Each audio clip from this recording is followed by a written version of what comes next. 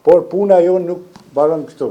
Sukseset nuk ndodhin rastësisht. Ka dhe rritje të madhe të importeve e fatkeqësia tjetër që është më e madhe, ka një ulje të qarkullimit të bizneseve tonë. Mungesa gjatë e funksionimit të institucioneve ka vështirësuar të bërit biznes në Kosovë. Mungesa e institucioneve për shumë muaj ka bllokuar zgjedhjen e shumë çështjeve kyçe, si ligji i butonit publike, i cili ka sjellë dëme të mëdha bizneseve për ekonominë dhe vendin tonë, por edhe pamundësia e diskutimit me qeverinë e Kosovës dhe Kuvendit gjatë këtij viti për shumë ligjet e tjera aq shumë të nevojshme për zhvillimin e vendit tonë dhe bizneseve.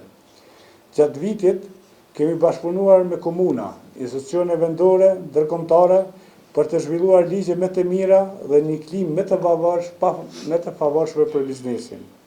Kemi nënshkruar memorandume të reja bashkëpunimi, duke krijuar ura të reja zhvillimi për të ardhmen tonë të përbashkët. Por puna jonë nuk baron këtu.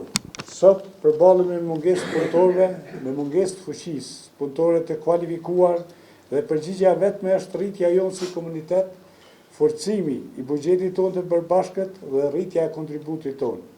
Sukseset nuk ndodhin rastësisht, në asnjë biznes dhe në asnjë shtet.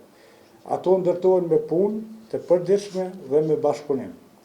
Ne si përfaqësuesit tuaj jemi të përkushtuar për të vazhduar së bashku. Ligjet e mira janë ato që na mundsojnë të punojmë më shumë dhe më lehtë. Prandaj juftoj që vitin e ardhshëm të jemi edhe më të bashkuar në zhvillimin e infrastrukturës ligjore që i shërben biznesit.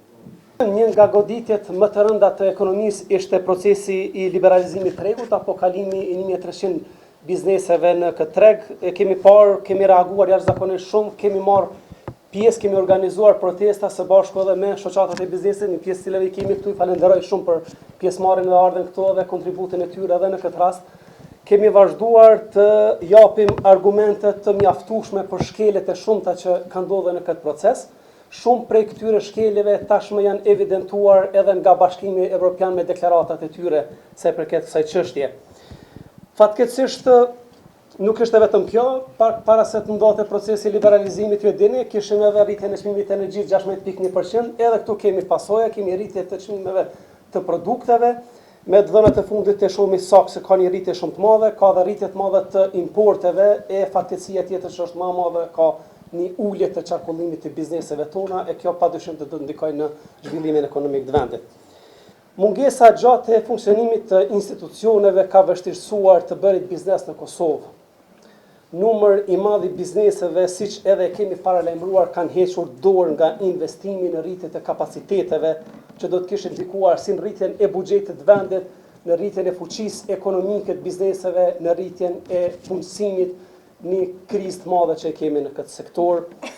Dhe fatkeqësisht një pjesë e tyre janë duke i bartur këto investime në vendet e rajoneve më gjerë. Më lejoni të them shqetësimin e tim të madh.